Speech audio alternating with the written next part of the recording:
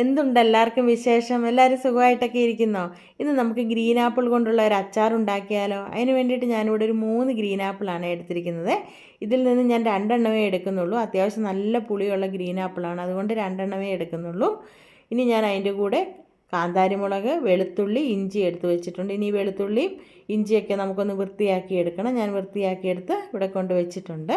ഇനി നമുക്ക് ഈ ഗ്രീൻ ആപ്പിളൊക്കെ ഒന്ന് കഴുകി തുടച്ച് ഒന്ന് അരിഞ്ഞെടുക്കണം. ഒട്ടും വെള്ളമയം ഇരിക്കരുത്. വെള്ളമയം ഇരുന്നാൽ പെട്ടെന്ന് ഇതങ്ങ് പൂത്തു പോകും. ഇനി നമുക്ക് ഈ ആപ്പിളൊക്കെ മുറിച്ചെടുത്ത് അതിനകത്തൊരു കുരുവുണ്ട്, അതൊക്കെ എടുത്ത് ഒന്ന് മാറ്റിയതിന് ശേഷം നമ്മൾ കടുമാങ്ങയ്ക്കൊക്കെ അരിയത്തില്ലേ, അതുപോലെ അങ്ങ് അരിഞ്ഞെടുത്താൽ മതിയേ. ഈ ഗ്രീൻ ആപ്പിളിൻ്റെ സ്ഥാനത്ത് റെഡ് ആപ്പിൾ ആണെങ്കിൽ അത് എടുക്കാം. പക്ഷേ ഇത്തിരി പുളിയുള്ള ആപ്പിൾ എടുക്കുന്നതാണ് നല്ലത്, അല്ലെങ്കിൽ നമ്മൾ വിനാഗിരി ചേർക്കേണ്ടി വരും. അപ്പോൾ അതാ ഇതുപോലെ ഇതെല്ലാം ഒന്ന് അരിഞ്ഞെടുത്ത് വയ്ക്കാം. ഞാനിവിടെ അരിഞ്ഞെടുത്ത് വെച്ചിട്ടുണ്ട്.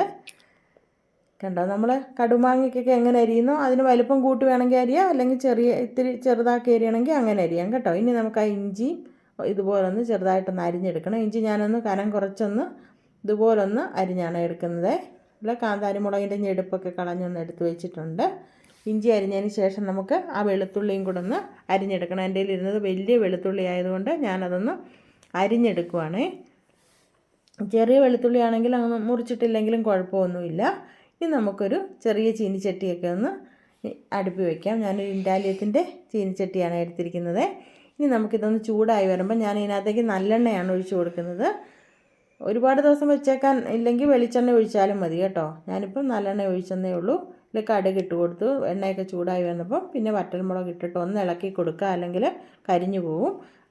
അതിനുശേഷം ഞാൻ കാന്താരിമുളക് ഇട്ട് കൊടുത്തേ. കാന്താരിമുളകിൻ്റെ സ്ഥാനത്ത് പച്ചമുളക് ഉണ്ടെങ്കിൽ അത് ഇട്ടാലും മതി. കാന്താരിമുളക് ഇട്ടതിന് ശേഷം ഞാൻ വെളുത്തുള്ളി ഇഞ്ചിയും കൂടി ഇട്ട് കൊടുത്തതിന് ശേഷം നമുക്കിനി ഇതൊന്ന് ഇളക്കി കൊടുക്കാം. കാന്താരിമുളക് ഞാൻ മുറിച്ചിട്ടിട്ടില്ല. പച്ചമുളക് ഇടുമ്പോൾ നിങ്ങൾ ചെറുതായിട്ടൊന്ന് അരിഞ്ഞിട്ട് കൊടുക്കണേ. ഇത് നന്നായിട്ട് ഇളക്കുക. ഇതിൻ്റെ കളറൊക്കെ ഒന്ന് മാറി ഒരു ചെറിയൊരു ബ്രൗൺ കളറായി വരും. ആ സമയമാകുമ്പോഴത്തേന് നമുക്ക് ഈ ഗ്യാസിൻ്റെ ഫ്ലെയിമൊക്കെ ഒന്ന് കുറച്ച് വെച്ചിട്ടേ ഇത് ചെയ്യാവുള്ളൂ, അല്ലെങ്കിൽ ഇത് കരിഞ്ഞു പോവും.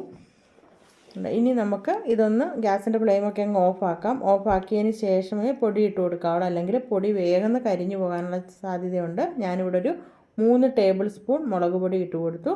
1/2 ടീസ്പൂൺ മഞ്ഞൾപ്പൊടി, 1/2 ടീസ്പൂൺ ഉലുവാപ്പൊടി, പിന്നെ ഒരു 3/4 ടീസ്പൂൺ കായപ്പൊടിയും കൂടി ഇട്ട് കൊടുത്തതിന് ശേഷം നന്നായിട്ടൊന്ന് ഇളക്കി കൊടുക്കുക. ഇതുപോലെ അങ്ങ് ഇളക്കി കൊടുത്താൽ മതി. ഇളക്കി കൊടുത്തതിന് ശേഷം നമുക്കിനി നമ്മൾ അരിഞ്ഞു വെച്ചിരിക്കുന്ന ആപ്പിളില്ലേ, അത് അതിലേക്ക് ഇട്ട് കൊടുത്തതിന് ശേഷം നമുക്ക് ഇതിനാവശ്യത്തിനുള്ള ഉപ്പും കൂടെ ചേർത്ത് ഞാൻ 2 തണ്ട് കറിവേപ്പിലയും കൂടി ഇട്ടിട്ടുണ്ട്. നിങ്ങൾക്ക് ചാറ് വേണമെന്നുണ്ടെങ്കിൽ നല്ല വെള്ളം തിളപ്പിച്ചതിന് ശേഷം തണുപ്പിച്ചിട്ട് അതൊഴിച്ചു കൊടുക്കുക. ഞാൻ ഇപ്പോൾ എനിക്ക് ചാറ് വേണ്ട, അതുകൊണ്ട് ഞാൻ ഇട്ട് കൊടുത്ത എണ്ണയില്ലേ ഒഴിച്ചു കൊടുത്ത ആ എണ്ണയിൽ തന്നെ ഞാൻ അങ്ങ് ഇളക്കിയെടുക്കുവാണേ. ഇതാ നല്ല അടിപൊളിയായിട്ടുള്ള നല്ല ടേസ്റ്റി ആയിട്ടുള്ള ഗ്രീൻ ആപ്പിൾ അച്ചാർ ഇവിടെ റെഡി ആയിട്ടുണ്ട്. ഞാനിവിടെ ഒരു ബൗളിനകത്തേക്ക് മാറ്റിയിട്ടുണ്ട്. നമ്മൾ കടുമാങ്ങ അച്ചാർ എങ്ങനെ ഇരിക്കുന്നോ അതുപോലെ ഇരിക്കും, അതേ ടേസ്റ്റും ഒക്കെയാണ്.